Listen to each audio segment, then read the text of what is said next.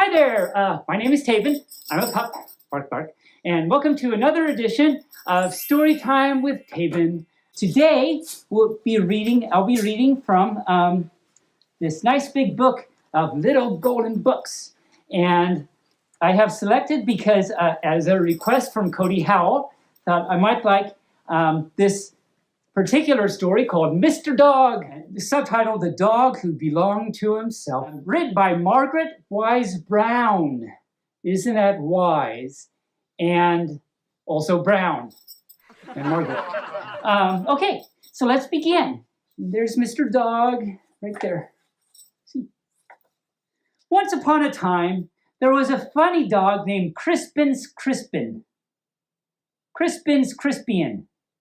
Crispin's Chris. Wow, this is going to be a very difficult story for me. I can tell right away. He was named Crispin's Crispian because he belonged to himself. I don't know the logic there, why he's named that, but he is. In the mornings, he woke himself up and he went to the icebox and gave himself some bread and milk.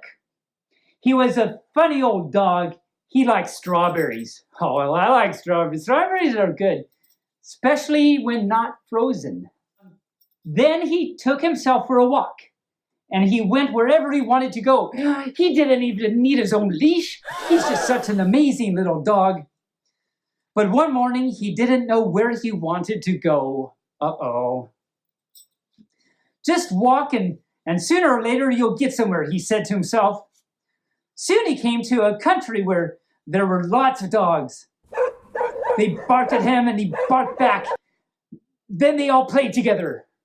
'Cause bark and trees and stuff. Trees? But he still wanted to go somewhere, so he walked on until he came to a country where there were lots of cats and rabbits. Bunny and Kitty. I love Bunny and Kitty. The cats and rabbits jumped in the air and ran. So Crispian jumped in the air and ran after them. Bark, bark, bark. He didn't catch them because he ran bang into a little boy.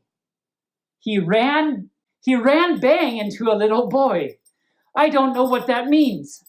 Who are you and who do you belong to? Asked the little boy.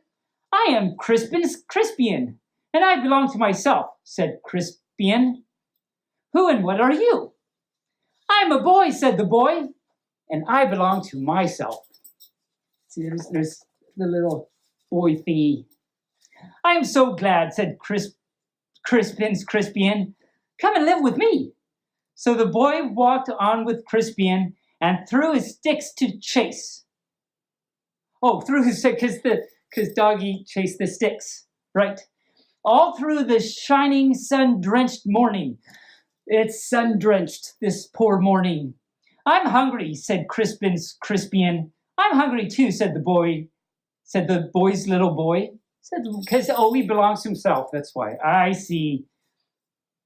So they went to the butcher shop to get this poor dog a bone, Crispian said. Now, since Crispin's Crispian belonged to himself, he gave himself the bone and trotted home with it. And the boy bought a big lamb chop and a bright green vegetable and trotted home with Crispin's Crispian. I don't know why I find that so confusing, but he bought a green vegetable. Oh, a bright green vegetable, in fact. Crispin's Crispian lived in a 2-story doghouse in a garden.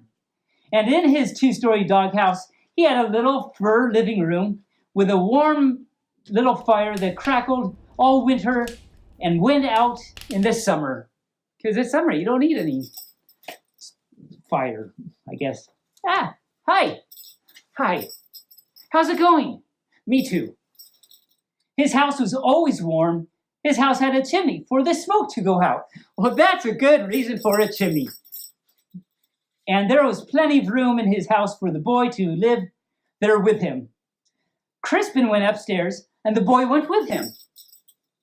And upstairs he had a little bedroom with a bed in it and a place for his leash. Oh, he did have a leash. And a pillow under which he hid his bones. He hid them for later use, I'm sure. And he had windows to look out of and a garden to run around in anytime he felt like running around in it. The garden was blooming with dogwood and dog-tooth violets, because dog and stuff. And he had a little kitchen upstairs in his 2-story doghouse where he fixed himself a good dinner 3 times a day because he liked to eat. Well, yeah, that's a good reason to make yourself foodies and stuff. He liked steaks and chops and roast beef and chopped meat and raw eggs. Raw eggs? This evening he made a bone soup with lots of meat in it. He gave some to the boy, and the boy liked it. The boy didn't give Crispin his chop bone, but he put some of his bright green vegetables in the soup. So a little selfish, but a little not. And what did Crispin do with his dinner? I don't know. Let's keep reading and find out. Did he put it in his stomach? Yes, indeed. I'm not making this up. This really says this. I don't know. He chewed it up and swallowed it into his little fat stomach. Oh, that silly thing. And what did the little boy do with his dinner? Did he put it into his stomach? Yes, indeed. Oh, my Lord. Okay. He chewed it up and swallowed it into his little fat stomach. Crispin's Crispian was a conservative,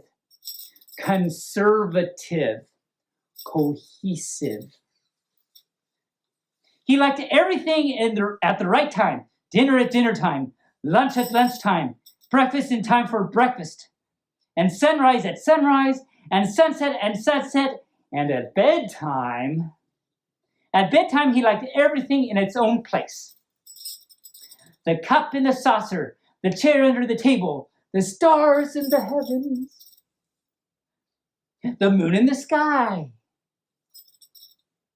and himself in his own little bed. And what did he do? Then he curled into a warm little heap and went to sleep. Peep, peep, peep. I'm rhyming with sheep. And he dreamed his own dreams. Oh, where the sheep were. See, I knew what I was talking about. I did it. That was what the dog who belonged to himself did. And what did the boy who belonged to himself do? The boy who belonged to himself curled into a warm little heap and went to sleep. And he dreamed his own dreams. Sheep, sheep, sheep. That was what the boy who belonged to himself did. The end. So that was a story, and I'm actually not too sure what I think about it, but it was about a Mr. Dog, and I'm a pup, so it worked out pretty well for everyone in the end. So I hope you enjoyed this story. I did enjoy reading it to you, and maybe you've learned some valuable, wonderful lessons from this story. And on that note, I'll see you next time on Story Time with Taebyn. Bark, bark.